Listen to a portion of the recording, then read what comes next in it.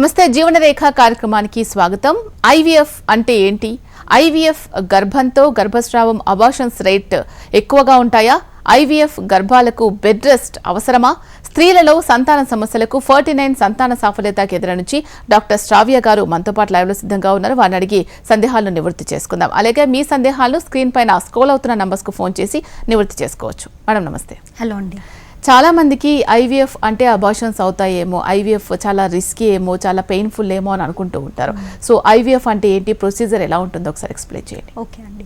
So బేసిక్గా IVF అంటే ఏంటంటే అండి, ఇన్ విట్రో ఫర్టిలైజేషన్ అంటే మనం బాడీలో న్యాచురల్గా జరిగే ఫర్టిలైజేషన్ని మనం ల్యాబ్లో చేయడాన్ని ఐవీఎఫ్ అంటామండి.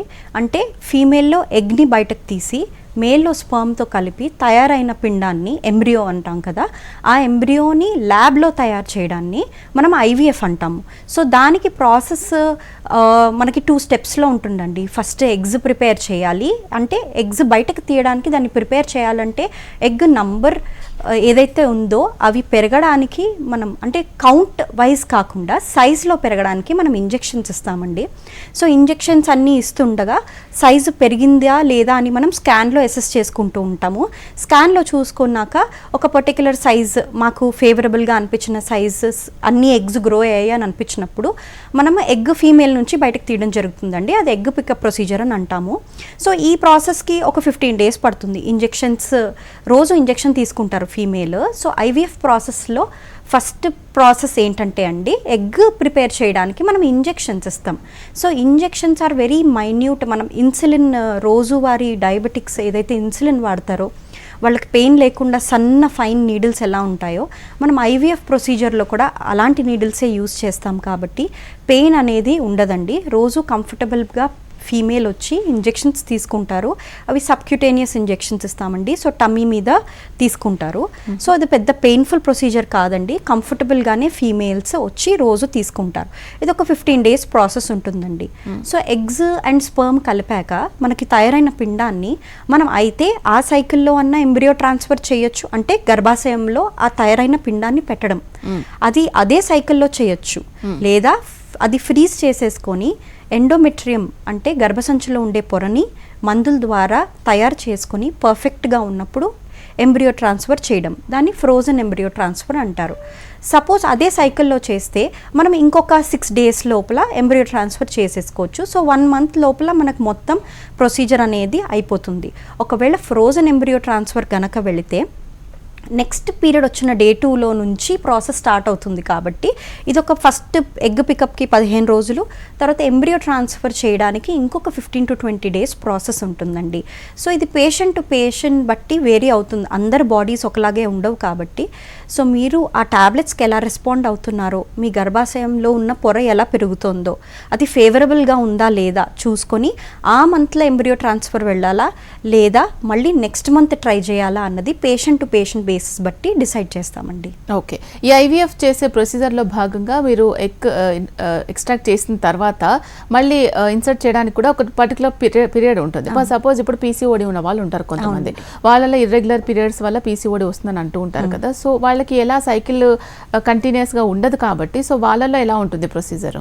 సో ఎగ్ పికప్ ప్రొసీజర్ అందరికీ కామన్గానే ఉంటుందండి. 15 days ఒక 12 to యావరేజ్గా 10 to 12 days ఇంజెక్షన్స్ తీసుకున్నాక ఎగ్ గ్రో అయ్యాక ఫీమేల్కి మత్తు ఇచ్చేసి under anaesthesia egg pickup procedure చేస్తామండి. అదొక 1/2 hour ప్రొసీజర్ ఉంటుంది. ఆ డే మనం ఇంటికి పంపించేస్తాము. పీసీఓడి వాళ్ళకి ఏంటి అంటే ఎక్కువ ఎగ్స్ వస్తాయి. సో ఎగ్స్ ఎక్కువ వచ్చినప్పుడు హార్మోన్ లెవెల్స్ కూడా ఇంబ్యాలెన్స్ ఉండేటప్పటికి మనం ఆ సైకిల్లో ఇందాక మనం మాట్లాడుకున్నట్టు ఆ సైకిల్లో ఫ్రెష్ ఎంబ్రియో ట్రాన్స్ఫర్ చేయడానికి కుదరదు. సో ఇలాంటి వాళ్ళకి ఎంబ్రియోస్ తయారు చేసేసి ఫ్రీజింగ్లో పెట్టుకుంటాం. ఫ్రీజింగ్లో పెట్టుకుని పీరియడ్ 2వ రోజుని ఫీమేల్ని పిలుస్తామండి. అప్పుడు స్కాన్ చేసుకుంటాము. అప్పుడు ఓవరీస్ అన్నీ ఆల్మోస్ట్ ష్రింకింగ్ స్టేజ్లో ఉంటాయి అన్నమాట. సో అప్పటి నుంచి మనం టాబ్లెట్స్ అనేవి పెడతాం. హార్మోన్స్ కూడా ఈస్ట్రోజన్ లెవెల్స్, మనం ప్రొజెస్ట్రాన్ లెవెల్స్ అనేవి చూసుకొని హార్మోన్ లెవెల్స్ నార్మల్గా వచ్చాయి అని అన్నప్పుడే మనం ప్రొసీజర్ స్టార్ట్ చేస్తామండి. పీసీఓడి వాళ్ళలో ఇది చాలా కామన్, మనం ఫ్రోజన్ ఎంబ్రియో ట్రాన్స్ఫర్ చేసుకుంటాం. సో దీనికి సైకిల్స్తో మనకు సంబంధం లేదు. అది మనం పీరియడ్ రావడానికి మనం టాబ్లెట్స్ పెడతాం కాబట్టి nothing to worry. So hormone levels బట్టి ఎప్పుడు ప్రొసీడ్ అవ్వాలో అన్నది మేము డిసైడ్ అవుతాం. ఓకే.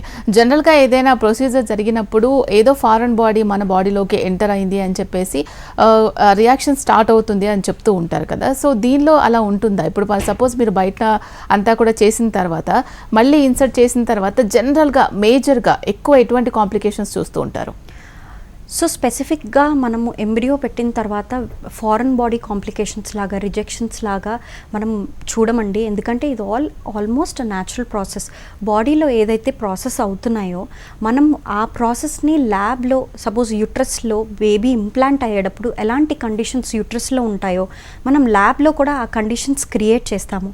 క్రియేట్ చేసి ఎంబ్రియో తయారైనాక ఏ టైంలో మన న్యాచురల్ ప్రెగ్నెన్సీలో ఎంబ్రియో ఏ కండిషన్లో ఉంటుందో, మన యూట్రస్ ఏ కండిషన్లో ఉంటుందో, హార్మోన్ లెవెల్స్ ఏ కండిషన్స్లో ఉంటాయో ఆ కండిషన్స్లోనే మనం ప్రిపేర్ చేసుకుని ఎండోమెట్రియంని ఎంబ్రియోని పెట్టడం జరుగుతుంది. కాబట్టి మనకి రియాక్షన్స్ అనేవి పెద్దగా రావు. కాకపోతే ఇంప్లాంటేషన్ అనేదే ఒక ప్రాసెస్. మనం ఇంప్లాంట్ చేసేటప్పుడే అది మెటర్నల్ ఎండోమెట్రియంకి ఎంబ్రియోకి మధ్య కొన్ని కెమికల్ రియాక్షన్స్ అవుతాయండి. అది న్యాచురల్ ప్రెగ్నెన్సీలో కూడా అవుతాయి, ఐవీఎఫ్ ప్రెగ్నెన్సీలో కూడా అవుతాయి. సో న్యాచురల్ కంటే ఐవీఎఫ్లో ఏమి ఎక్స్ట్రాగా మనం చేయట్లేదు కాబట్టి ఎలాంటి సైడ్ ఎఫెక్ట్స్ కూడా మనం ఎంబ్రియో ట్రాన్స్ఫర్ చేసిన దాన్ని బట్టి రాదండి. న్యాచురల్ ప్రెగ్నెన్సీలో ఏ అయితే కెమికల్ రియాక్షన్స్ బాడీలో కలుగుతాయో ఐవీఎఫ్ ప్రెగ్నెన్సీలో కూడా అలాగే ఉంటుంది. ఇంప్లాంటేషన్ అప్పుడు బ్లీడింగ్ అవ్వడం కానీ లేకపోతే డే అంతా కూడా అక్కడే ఉండాల్సిన అవసరం పడడం కానీ, సపోజ్ ఇంప్లాంటేషన్ అయిపోయింది, నార్మల్గా తను వాక్ చేసినా వర్క్ చేసినా ఏదైనా ప్రాబ్లం అవ్వడం కానీ జరుగుతూ ఉంటుందా? ఎందుకంటే నార్మల్గా ప్రెగ్నెన్సీ వచ్చిన వాళ్ళల్లో కూడా కొంతమందికి పిండం కొంచెం కిందికి జారడం అని స్టిచెస్ అలా వేస్తూ ఉంటారు. సో వీళ్ళల్లో కూడా అలా అయ్యే అవకాశాలు ఉంటాయా? సో ఏవైతే నార్మల్ ప్రెగ్నెన్సీలో మనకి కాంప్లికేషన్ ఛాన్సెస్ ఉంటాయో అండి, లైక్ అబార్షన్ రేట్స్ కానీ లేకపోతే ఇలా పిండం జారింది అన్నదాన్ని బట్టి కానీ ఐవీఎఫ్లో కూడా ఆ రిస్క్స్ ఉండొచ్చు. కానీ ఇన్ఫ్యాక్ట్ అబార్షన్ రేట్స్ అనేవి ఐవీఎఫ్తో ఇంకా తక్కువే ఉంటాయండి. ఎందుకంటే మనము బెస్ట్ ఎగ్ని బెస్ట్ స్పర్మ్ని మనము తయారు చేసి ఎంబ్రియో క్వాలిటీ కూడా మనం చూస్తాం. న్యాచురల్ ప్రెగ్నెన్సీలో మనం ఎంబ్రియో క్వాలిటీ అనేది మనం చూడలేము. అదే మనం ఐవీఎఫ్ ప్రెగ్నెన్సీలోకి వస్తే ఎంబ్రియో క్వాలిటీ మనం చూడగలుగుతాము.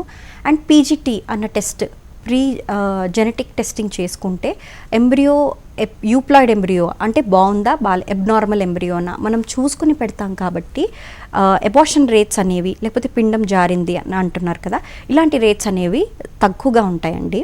కాకపోతే ఐవీఎఫ్ చేసిన తర్వాత న్యాచురల్ ప్రెగ్నెన్సీ లాగానే మనం నార్మల్ యాక్టివిటీస్ చేసుకోమని చెప్తాము. బెడ్ రెస్ట్ లాంటిది ఏం చెప్పము. ఎందుకంటే చాలా హార్మోన్ టాబ్లెట్స్ ఇంజెక్షన్స్ అనేవి ఇస్తాం కాబట్టి బెడ్ రెస్ట్ అనేది యాక్చువల్లీ అవాయిడ్ చేయమని చెప్తామండి. సో న్యాచురల్ ప్రెగ్నెన్సీ కంటే ఐవీఎఫ్లో ఇంక్రీస్డ్ రిస్క్ అనేది ఏది ఉండదు. ఓకే. ఈ ఐవీఎఫ్ ప్రొసీజర్ ఎలా ఉంటుందో మీరు చెప్పడం జరిగింది. మరి దీని తర్వాత మెడికేషన్ ఎలా ఉంటుంది అని అంటే ఐవీఎఫ్ ప్రొసీజర్ త్రూ 9 months వరకు కూడా స్పెషల్గా ఏమైనా సపరేట్గా మెడిసిన్స్ మనం యూజ్ చేయాల్సి ఉంటుందా? ఐవీఎఫ్లో అండి ఫస్ట్ 3 months మాత్రమే మనం ఐవీఎఫ్ ప్రెగ్నెన్సీ అనేది సెపరేట్ ల్యూటియల్ ఫేస్ సపోర్ట్ అని మనము ఎక్స్ట్రా హార్మోన్స్ బయట నుంచి ఇవ్వడం జరుగుతుంది. బాడీలో ప్రొడ్యూస్ అయ్యే హార్మోన్సే మనం ఎక్స్టర్నల్గా ఇస్తున్నాము ఎక్స్ట్రా డోసెస్లో అనమాట. ఇది 3 months వరకే, అంటే 12 weeks వరకే మనం ఇది ఐవీఎఫ్ ప్రెగ్నెన్సీలా కన్సిడర్ చేస్తామండి. సో దానికి మనము కావాల్సిన ఈస్ట్రోజన్ హార్మోన్, ప్రొజెస్ట్రాన్ హార్మోన్ డిఫరెంట్గా ఓరల్ ట్యాబ్లెట్స్ ఇస్తాము, కొంతమందికి వెజైనల్ ఇస్తాము, కొంతమంది ఇంజెక్షన్స్ తీసుకోమని ఇస్తాము. ఇవన్నీ ప్రెగ్నెన్సీ సపోర్ట్. కొంతమందికి ఇంతకుముందు హిస్టరీ ఆఫ్ అబార్షన్స్ అలాగేమన్నా ఉంటే లో మాలిక్యులర్ వెయిట్ హెపారిన్ కానీ ఆస్పిరిన్ టాబ్లెట్స్ కానీ వేసుకోమని చెప్తాం. ఫోలిక్ యాసిడ్ కూడా అందులో ఒక భాగమే. సో ఈ టాబ్లెట్స్ అన్నీ మనము 3 months ఇంజెక్షన్స్ ఆర్ టాబ్లెట్స్ ఏదైతే మేము ప్రిస్క్రైబ్ చేస్తామో స్పెసిఫిక్గా ఆ 3 months అంటే 12 weeks వరకే ఐవీఎఫ్ ప్రెగ్నెన్సీ అనేది స్పెషల్ కేర్ తీసుకుంటామండి. 12 weeks తర్వాత లైక్ ఎనీ అదర్ ప్రెగ్నెన్సీయే సేమ్ 12 weeks తర్వాత ఏదైతే న్యాచురల్ ప్రెగ్నెన్సీలో iron and calcium tablets and protein powder use చేయమని చెప్తాము. ఐవీఎఫ్ ప్రెగ్నెన్సీలో కూడా మిగతా హార్మోన్స్ అన్నీ స్టాప్ చేసేసి మనం just iron and calcium tablets మాత్రమే ఇస్తామండి. ఓకే. ఈ ఐవీఎఫ్ ప్రొసీజర్ చేసే టైంలో అంటే ఎలా ఉండాలి ఫీమేల్ అనేది? చాలా రకాలుగా కొంతమందిలో మనం చూస్తూ ఉంటాం, థైరాయిడ్ కానీ బీపీ కానీ ఒబేసిటీ కానీ ఇలా రకరకాల ప్రాబ్లమ్స్ ఉంటూ ఉంటాయి. హార్మోన్ చేంజెస్ కూడా వాళ్ళ చాలా ఎక్కువగా ఉంటూ ఉంటాయి అండ్ ఏజ్ ఫ్యాక్టర్ కూడా. సో ఇవన్నీ కాంప్లికేషన్స్ ఉన్న వాళ్ళలో ఈజీ అయినా ఐవీఎఫ్ అనేది? ఎస్ అండి. సో మేము ఇన్ఫర్టిలిటీ వర్కప్ చేసినప్పుడే మనం థైరాయిడ్, షుగర్స్, ప్రొలాక్టిన్, ఇవి బీపీ ఉందా ఇలాగ స్పెసిఫిక్గా మనం హిస్టరీ తీసుకుంటాం కాబట్టి మనం ప్రెగ్నెన్సీ ప్లాన్ చేసే ముందే ఇలాంటి పేషెంట్స్ని, సపోజ్ షుగర్ ఉన్న పేషెంట్, డయాబెటిక్ పేషెంట్ అనుకోండి, స్ట్రిక్ట్ షుగర్ మానిటరింగ్ చెప్తామండి. అండ్ షుగర్ కంట్రోల్లో ఉన్నప్పుడే ప్రెగ్నెన్సీ అనేది అండ్ ఐవీఎఫ్ అనేది మనం ప్లాన్ చేస్తాము. అది థైరాయిడ్కి కూడా వర్తిస్తుందండి. సో థైరాయిడ్ ఒకవేళ హైపోథైరాయిడ్ కానీ, హైపర్ థైరాయిడ్ కానీ అన్కంట్రోల్డ్గా ఉంది, పేషెంట్ ట్యాబ్లెట్స్ తీసుకోవట్లేదు, ఇలాంటి వాళ్ళకి ముందు మనము ఆ పర్టిక్యులర్ డిజార్డర్ని ట్రీట్ చేయడానికి ట్యాబ్లెట్స్ ఇచ్చాకనే మనం ఐవీఎఫ్ అనేది ప్రొసీడ్ అవుతామండి. కానీ ఒకవేళ కంట్రోల్లోకి వచ్చాక మనం ఐవీఎఫ్ ప్రొసీజర్ అనేది స్టార్ట్ చేసుకోవచ్చు. సో మనం సేఫ్ లెవెల్స్లోకి వచ్చాకనే మనం ఐవీఎఫ్ ప్రొసీజర్ అడ్వైస్ చేస్తాం కాబట్టి దీనివల్ల మనకి సైడ్ ఎఫెక్ట్స్ లాంటివి ఏమి ఉండవండి. Through out the IVF procedure కూడా పేషెంట్స్ థైరాయిడ్ మెడికేషన్స్ కానీ, బీపీ మెడికేషన్ కానీ, డయాబెటిక్ మెడికేషన్ కానీ యూజ్ చేయమని చెప్తాము. దీనివల్ల ఏమి డిసడ్వాంటేజ్ లేదు, ఇన్ఫ్యాక్ట్ అడ్వాంటేజే. తయారయ్యే ప్రెగ్నెన్సీ కానీ, వచ్చే ప్రెగ్నెన్సీ కానీ హెల్దీగా ఉండాలి. బేబీ కంటే ముందు మదర్ హెల్దీగా ఉండాలి కాబట్టి ఫస్ట్ తన హార్మోన్ లెవెల్స్ అన్నీ నార్మల్గా ఉన్నప్పుడే మనం ఐవీఎఫ్ ప్రొసీజర్ అనేది చేస్తాము. ఆన్ ద కాంట్రరీ ఈ కండిషన్స్ ఉన్న వాళ్ళకి ఐవీఎఫ్ చేస్తే ఏం కాంప్లికేషన్స్ రావు. ఓకే. కొంతమందిలో ఐవీఎఫ్ త్రూ ప్రెగ్నెన్సీ కన్ఫర్మ్ అయిన తర్వాత కూడా కొంతమందిలో అబార్షన్స్ అవుతూ ఉంటాయి. కొంతమందిలో బేబీ 9th మంత్ వరకు వచ్చిన తర్వాత కూడా చనిపోయే ప్రాబ్లమ్స్ కూడా మనం చూస్తూ ఉంటాం. వాళ్ళల్లో జనరల్గా ఏం జరుగుతుంది? తర్వాత మీరు ఎలాగో మళ్ళీ ఏం జరిగిందని రీసెర్చ్ చేస్తారు కదా, ఈ పర్టికులర్ పేషెంట్కి ఏం జరుగుంటుంది అంటే నెక్స్ట్ టైం మళ్ళీ అలా ప్రాబ్లం అది ఫేస్ చేసుకోకుండా. సో జనరల్గా అట్లాంటి కాంప్లికేషన్స్ ఏమేమి చూస్తూ ఉంటారు మీరు?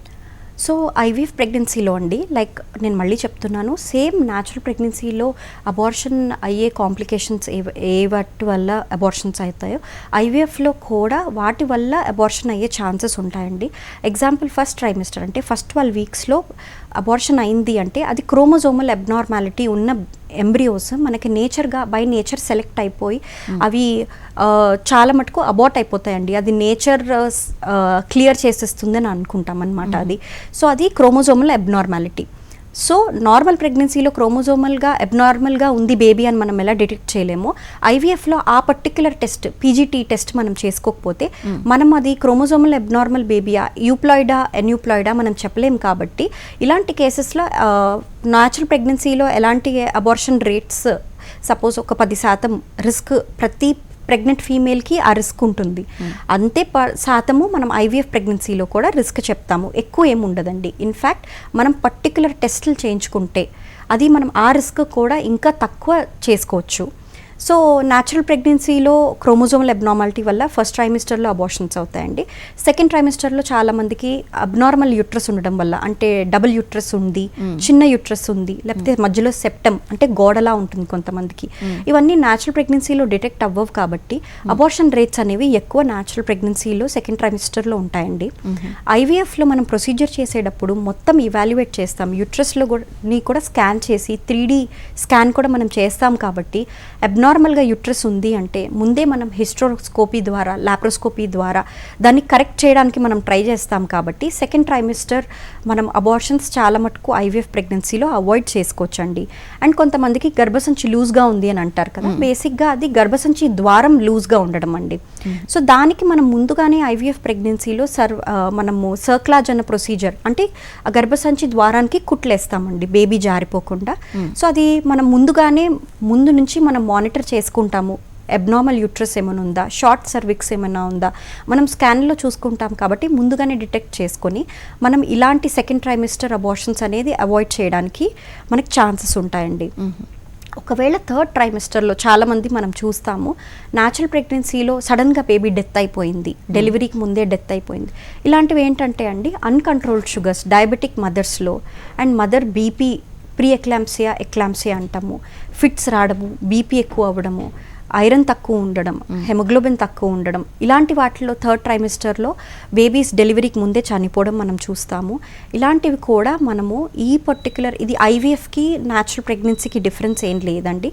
ఆ పర్టికులర్ కండిషన్ని మనం కంట్రోల్లో, షుగర్స్ కంట్రోల్లో పెట్టుకుని, మదర్ బీపీ కంట్రోల్లో ఉండి, ఐరన్ ఏదైతే మనం హెమోగ్లోబిన్ లెవెల్స్ మంచి లెవెల్స్లో ఉంటే థర్డ్ ట్రైమిస్టర్ స్టిల్ బర్త్స్ కానీ మనం తగ్గించుకోవచ్చు. ఓకే. యూట్రస్ అనేది నార్మల్గా ఉన్న వాళ్ళకి పెద్దగా కాంప్లికేషన్స్ ఏమి ఉండవని నేను అనుకుంటున్నాను మీరు చెప్పిన దాన్ని బట్టి. సో మీరు ఇంతకుముందు చెప్పారు 2 యూట్రస్లు ఉంటాయి, కొంతమందికి 2 గర్భాశయాలు ఉంటాయని. సో చాలామంది ఐవీఎఫ్ త్రూ కన్సీవ్ అవ్వాలి, ఐవీఎఫ్ త్రూ పిల్లలు కావాలి అనుకునే వాళ్ళలో ట్విన్స్ ఉంటే బాగుంటుంది. అంటే ఇన్ని సంవత్సరాలు కష్టపడ్డాం కాబట్టి అట్ ఏ టైం అయిపోతే నెక్స్ట్ మనం రిస్క్ లేకుండా ఉండొచ్చు కదా, మేబీ ఎలా ఉంటుందో ఫ్యూచర్లో హెల్త్ కూడా అని చెప్పేసి ఆలోచిస్తూ ఉంటారు. అలా 2 గర్భాశయాలు ఉన్న వాళ్ళకి 2 బేబీస్ని ప్లాన్ చేయొచ్చు అట్ ఏ టైం? సో అండి ఐడియల్గా ఒక యూట్రస్కి ఒక బేబీ అన్నది ఐడియల్ అండి, మదర్ హెల్త్కి అండ్ బేబీ గ్రోత్కి కూడా.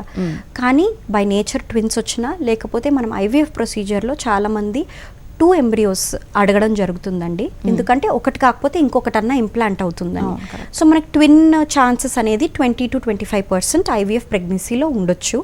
న్యాచురల్ ప్రెగ్నెన్సీలో ఇంకాస్త తక్కువనే ఉంటుంది. కానీ మనము యూట్రస్ నార్మల్గా ఉన్నప్పుడే మనం ట్విన్ ప్రెగ్నెన్సీ అనేది మనం సజెస్ట్ చేయగలుగుతామండి. సపోజ్ ఇలాగా యుట్రైన్ అబ్నార్మాలిటీస్ ఉన్నవాళ్ళు, చిన్న యూట్రస్ కానీ డబుల్ యూట్రస్ కానీ, కాకపోతే ఒకటే హార్న్ ఉంది, లేకపోతే మధ్యలో సెప్టమ్ లాగుంది, ఇలాంటి వాళ్ళకి మనం ఐడియల్గా సింగిల్ ఎంబ్రియో ట్రాన్స్ఫర్ మాత్రమే చేస్తామండి. పేషెంట్కి కూడా కౌన్సిల్ చేస్తాం. అంటే అలా 2 గర్భాశయాలు ఉన్నప్పుడు ఏది పర్ఫెక్ట్, దేంట్లో ఇంప్లాంటేషన్ చేస్తే బాగుంటుంది అనేది ఎలా తెలుస్తుంది మనకి? సో మేము స్కాన్స్లో ఎండోమెట్రియం అని గర్భసంచి లోపల పొర ఉంటుందండి. ఆ పొర ఏ హార్న్లో అయితే బాగా పెరుగుతుందో అనేది మనం చూసుకుంటాం. అండ్ యూట్రస్తో ఏదైతే కమ్యూనికేటింగ్గా ఉందో, ఇలా 2 ఉన్నప్పుడు ఏది కమ్యూనికేషన్ ఉంది, ఏది బ్లాక్ అయిపోయి ఉంది అనేది మనం చూసుకుంటాం. ఏ హార్న్లో మనకి ఎండోమెట్రియం అనేది బాగా పెరుగుతోంది, మాకు కొన్ని క్రైటీరియా ఉంటాయి. ప్యాటర్న్ 3 లేయర్స్గా ఉండాలి, థిక్నెస్ 7 mm కంటే ఎక్కువ ఉండాలి, బ్లడ్ సప్లై బాగుండాలి. ఏదైతే సపోజ్ బైకార్నువేట్ యూట్రస్ వాటిల్లో ఎక్కడైతే మంచిగా ఎండోమెట్రియం పెరిగిందో ఆ పర్టిక్యులర్ సైడ్ మనం ఎంబ్రియో ట్రాన్స్ఫర్ చేయడం జరుగుతుందండి. ఐడియల్గా వీళ్ళకి 1 ఎంబ్రియోనే ట్రాన్స్ఫర్ చేస్తాం. ఓకే. సో అప్పుడు ఇంకొక గర్భాశయం ఉంటుంది కాబట్టి దానివల్ల ఏమైనా కాంప్లికేషన్స్ వచ్చే అవకాశం ఉంటుందా? ఎందుకంటే దానికి బ్లాకేజెస్ ఉందా, సరిగా ఉండకపోతేనే కదా బాగున్న దాంట్లో మీరు ఇంప్లాంట్ చేస్తామని చెప్తూ ఉన్నారు. సో దాని త్రూ ఏదైనా బేబీకి ప్రాబ్లం వచ్చే అవకాశం ఉంటుందా? ఓకే. సో బేబీకి ప్రాబ్లం అన్నట్టు కాదు, కానీ యూట్రస్ ఎప్పుడన్నా యూట్రస్ నార్మల్ అండ్ అబ్నార్మల్ యూట్రస్కి ఎప్పుడు కొంత కాంప్లికేషన్స్ ఉంటూ ఉంటాయండి. సో మనకి ఇలాగా డబుల్ యూట్రస్ కానీ లేకపోతే స్మాల్ యూట్రస్ ఉన్న వాళ్ళకి ఎప్పటికన్నా రిస్క్ ఆఫ్ అబార్షన్ అనేది కొంచెం ఎక్కువ ఉంటుంది నార్మల్ యూట్రస్ కంటే. సో మనం ముందుగానే పేషెంట్కి కౌన్సిల్ చేస్తాం. బికాస్ ఇది పుట్టుకతోనే కంజనైటల్గా వచ్చే ఒక డిఫరెంట్ యూట్రస్ కాబట్టి మనం దానికోసం సెప్టేట్ యూట్రస్ అనుకోండి, మనం సెప్టమ్ అనేది హిస్ట్రోస్కోపీ ద్వారా లాప్రోస్కోపీ ద్వారా కరెక్ట్ చేసుకోవచ్చు. కానీ కొన్ని కండిషన్స్ని మనం కరెక్ట్ చేయలేము, ఉన్నదాంతోనే మనం బెస్ట్ ఇవ్వగలగాలి. కానీ పేషెంట్ మాత్రం మేము కౌన్సిల్ చేస్తాం, ఇది యూట్రస్ నార్మల్గా లేదు, నార్మల్ షేప్లో లేదు. సో అబార్షన్ రేట్స్ అనేవి రిస్క్ ఎప్పటికన్నా నార్మల్ ఫీమేల్ కంటే మీకు ఎక్కువ ఉంటాయి. సో ఇలాంటి వాళ్ళకి ఫాలోఅప్ అనేది కూడా మేము ఎక్కువ చేస్తామండి. సపోజ్ అందరికీ 4 వీక్స్కి ఒకసారి 3 వీక్స్కి ఒకసారి స్కాన్ కోసం పిలిస్తే వీళ్ళని 2 వీక్స్కి ఒకసారి అలాగ స్కాన్కి పిలవడము, గ్రోత్ ఎలా ఉందో అసెస్ చేయడము. అంతేకాని ఇలా అబ్నార్మల్ యూట్రస్ వల్ల అబ్నార్మల్ బేబీస్ ఉంటారని కాదు, కాకపోతే గ్రో అవ్వడానికి సైజు మనకి సరిపోదు కాబట్టి అబార్షన్ రేట్స్ అనేవి యూట్రస్ కాంట్రాక్షన్స్ వల్ల అబార్షన్ రేట్స్ అనేవి ఎక్కువ ఉంటాయని కౌన్సిల్ చేస్తామండి. ఓకే శ్రావ్య గారు, ఐవీఎఫ్ త్రూ చాలా మందికి చాలా రకాల డౌట్స్ ఉంటాయి. సో ఐవీఎఫ్ ఏ విధంగా చేయించుకోవచ్చు, ఐవీఎఫ్ అంటే ఏంటి, ప్రేక్షకులకు ఉన్న అపోహలన్నీ కూడా క్లియర్ చేశారు. Thank you so much. Thank you అండి. ఇది ఇవాల్టి జీవన రేఖ. చూస్తూనే ఉండండి హెచ్ఎం టీవీ. నమస్తే.